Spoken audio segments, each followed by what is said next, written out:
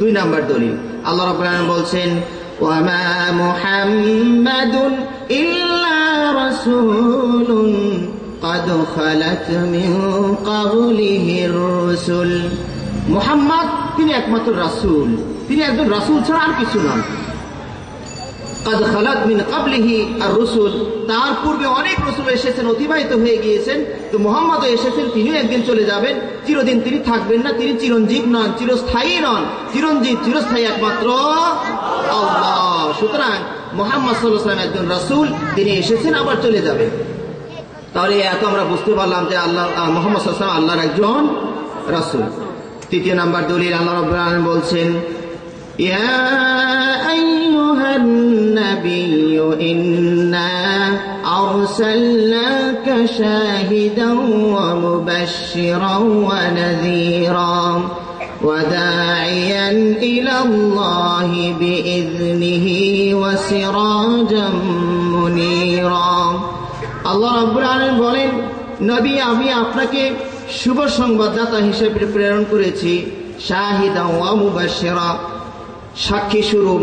তিনি সাক্ষী থাকবেন, উম্মত কি বলছে, করছে না করছে, তিনি সাক্ষী থাকবেন। অন্যান্য উম্মতের উপরে তিনি সাক্ষী থাকবেন এবং আমাদের উম্মতের উপরে, আমাদের উপরে তিনি সাক্ষ্য প্রদান করবেন। এবং শুভ সংবাদদাতা, জান্নাত সম্পর্কে তিনি শুভ সংবাদ দিবেন। ওয়া নাযীরা, এবং জাহান্নাম সম্পর্কে তিনি সতর্কবাণী উচ্চারণ করবেন। আর কি ওয়াদাইয়ান ইলাল্লাহি বিইذনিহি, আর আল্লাহর দিকে আহ্বানকারী হবেন। আর সিরাজাম মুনীরা, তাকে আল্লাহ রাব্বুল আলামিন উদ্দীপ্ত প্রদীপ করে পাঠিয়েছেন। তার ছোঁয়ায় আলো পেয়ে, তার কাছ থেকে আলো সংগ্রহ করে মানুষেরা আলোর সঠিক পথে দিশা পাবে। এই জন্য আল্লাহ রাব্বুল আলামিন রাসূলকে পাঠিয়েছেন। তাহলে এই তিনটি আয়াত সহ আরো অনেক অসংখ্য আয়াত এবং দলিল রয়েছে, যাতে প্রমাণ হয় আল্লাহ রাসূল সাল্লাল্লাহু আলাইহি ওয়াসাল্লাম আল্লাহর একজন কি রাসূল। এই কথা আপনাদেরকে মনে প্রাণে বিশ্বাস করতে হবে। দুই নাম্বার বিশ্বাস করতে হবে তিনি আল্লাহর একজন দাস। রাগ করলেন? দাস বললাম যে না, আল্লাহর দাস হতে পারাটাই বিশাল একটি মর্যাদা। কথা ঠিক না বেঠিক? আল্লাহর দাস হতে পারা, প্রধানমন্ত্রীর পরে যদি কেউ থাকে মানে মন্ত্রী, তিনি যেমন মর্যাদার অধিকারী, তেমনি আল্লাহর দাস হওয়া এই যোগ্যতা যদি কারো থাকে, সেটা সবচেয়ে বড় একটি পদবী। কথা ঠিক না বেঠিক? আল্লাহ রাব্বুল আলামিন পবিত্র কোরআনে বলছেন ওয়া ইন কুনতুম ফি রাইবিন মিম্মা নাযালনা আলা আবদিনা ফাতু বিসূরাতিন মিন মিথলিহি। আল্লাহ রাব্বুল আলামিন বলেন, আমি আমার আব্দের উপরে, আমি আমার দাসের উপরে, আমি আমার বান্দার উপরে যা কিছু অবতীর্ণ করেছি, তাতে যদি তোমরা সন্দিহান হও যে এটা আল্লাহর পক্ষ থেকে আসলো কি না, এমন যদি দোদুল্য মানে থাকো, সন্দেহ করো, ফাতু বিসূরাতিন মিথলিহি, তাহলে এই কোরআনের মতো একটি সূরা নিয়ে আসো। সুবহানাল্লাহি ওয়া বিহামদিহি। তাহলে এই আয়াতে প্রমাণ পাওয়া গেল যে আব্দ মানে দাস। আল্লাহ রাব্বুল আলামিন তার পবিত্র কোরআন অবতীর্ণ করেছেন একজন দাসের উপরে। বলি আলহামদুলিল্লাহ। তাহলে আল্লাহর নবী আল্লাহ রাব্বুল আলামিনের একজন দাস, তিনি আল্লাহ নন। সামনে আসতেছে বিভ্রান্ত আকীদা, এটা আমি বলবো সামনে। তিনি আল্লাহ নন, তিনি আল্লাহর একজন দাস। তিনি আল্লাহর একজন মানে ধর্ম প্রচারক। আল্লাহর কথা তিনি শুধু প্রচারের জন্য এসেছেন। অপর আয়াতে আল্লাহ রাব্বুল আলামিন বলেন সুবহানাল্লাযী আসরা বিআবদিহি লাইলাম মিনাল মাসজিদিল হারামি ইলাল মাসজিদিল আকসাল্লাযী বারাকনা হাওলাহু লিনুরিয়াহু মিন আয়াতিনা ইন্নাহু হুয়াস সামিউল বাসীর। আল্লাহ রাব্বুল আলামিন বলেন, তিনি তার বান্দাকে, তিনি তার দাসকে, তিনি তার আব্দকে রাত্রিবেলায় ভ্রমণ করিয়েছিলেন, মক্কা থেকে নিয়ে সেই বাইতুল মুকাদ্দাস পর্যন্ত, অথবা বাইতুল মুকাদ্দাস থেকে নিয়ে সেই আল্লাহ রাব্বুল আলামিন সপ্তম আসমান পর্যন্ত আল্লাহ রাব্বুল আলামিন রাসূলকে নিয়ে ঘুরিয়ে নিয়ে এসেছেন।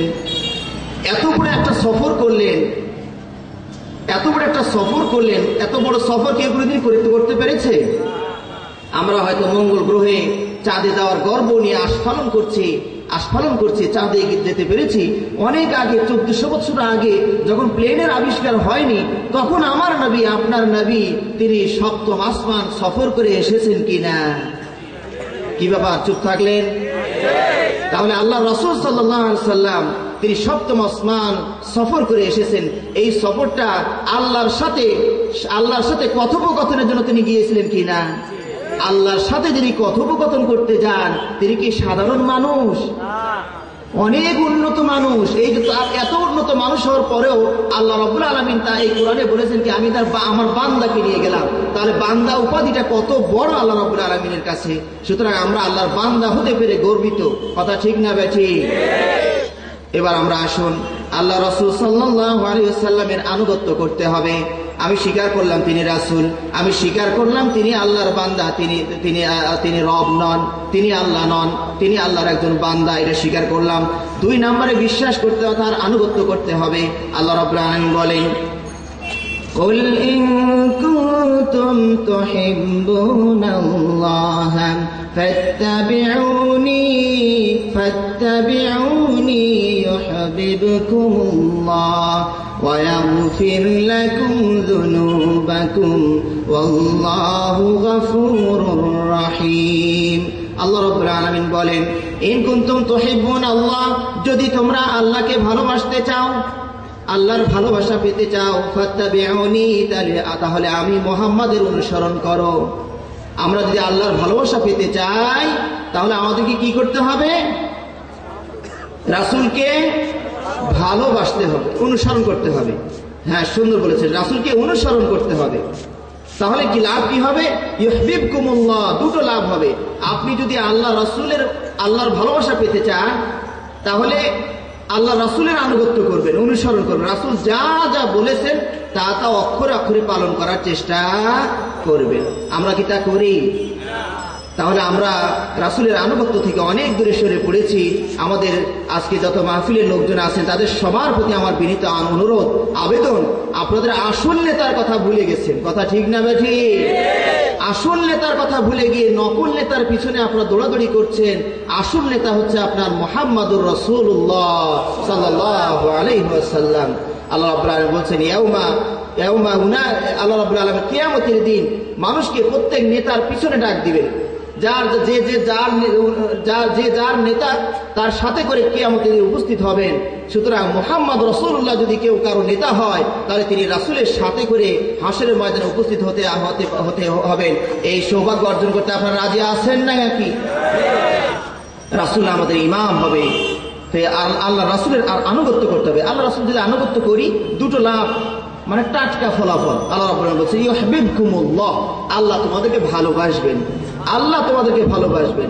আজকে কোনো মেয়ের ভালোবাসা পাওয়ার জন্য কত মানুষ পাগলের মতো হন্যে হয়ে ঘুরে বেড়াচ্ছে। একটা মেয়ে তার ভালোবাসার জন্য হন্যে হয়ে ঘুরে বেড়াচ্ছে। আর আল্লাহ রাসূলের যদি আপনি আনুগত্য করেন, তাহলে মহান আল্লাহ আপনাকে ভালোবেসে ফেলবেন, চাওয়া লাগবে না। শুধু যদি আল্লাহ রাসূলের আনুগত্য আপনি করতে পারেন, তাহলে আল্লাহ অটোমেটিকলি আপনাকে ভালোবেসে ফেলেন। বলি আলহামদুলিল্লাহ। আর কি করবেন? ওয়ায়াগফির লাকুম যুনুবাকুম, আর তোমাদের গুনাহ খাতাগুলো মাফ করে দিবেন। আমরা নিষ্পাপ কে কে আছে? একটু হাত উঠান তো। নিষ্পাপ, কোনো পাপ নাই। সুবহানাল্লাহ, কেউ আমরা নাই, সবাই আমরা পাপী। কেউ হয়তো বড়টা করেছি, কেউ হয়তো ছোটটা করেছি। কমপক্ষে চোখের পাপ থেকে তো আমরা রক্ষা পাওয়াই কঠিন হয়ে গেছে। কথা তাই কিনা? সুতরাং আজকে কেউ হাত উঠাতে বলতে পারলেন না যে আমি নিষ্পাপ। কোন আলেম ওলামাও পারবেন না যে আমি নিষ্পাপ, পারবেন নাকি? সুতরাং যত বড় পীর আর বুজুর্গই হোক, তারও পাপ আছে না নাই? আছে। হয়তো বা পাপটা গোপন আছে, আল্লাহই জানে, তাছাড়া আর কেউ জানে নাই। কিন্তু ছোট পাপ থেকে বাঁচতে তো আমরা কেউই পারবো না। চোখের জেনা, হাতের জেনা, পায়ের জেনা, অন্তরের জেনা, এগুলো সবার মানুষের প্রায় রয়ে গেছে। কথা তাই কিনা? সুতরাং আমরা কেউ নিষ্পাপ না। এই নিষ্পাপ যেহেতু নয়, তাহলে আল্লাহর ক্ষমার দরকার আছে না নাই? আল্লাহর ক্ষমা পেতে হলে কি করতে হবে? ভুলে গেছেন তো? রাসূলের আনুগত্য করতে হবে, তাহলে আল্লাহ রাব্বুল আলামিন আপনাকে ক্ষমা করে দিবেন।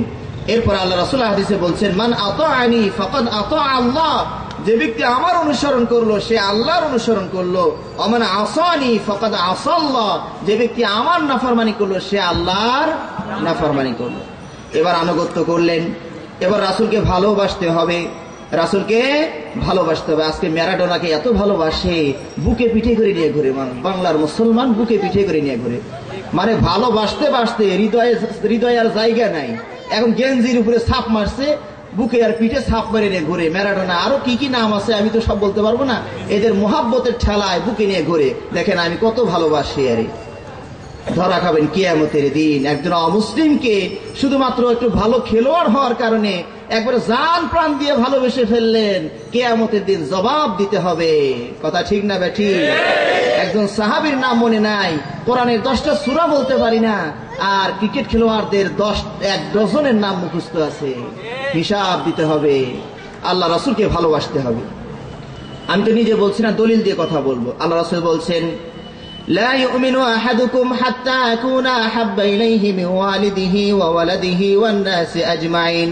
তোমরা ততক্ষণ পর্যন্ত মুমিন হতে পারবে না যতক্ষণ না তোমরা আমাকে তোমার নিজের চেয়ে, বাবা মার চেয়ে, সন্তান সন্ততির চেয়ে বেশি ভালো না বাসবে, ততক্ষণ পর্যন্ত তোমরা পূর্ণ মুমিন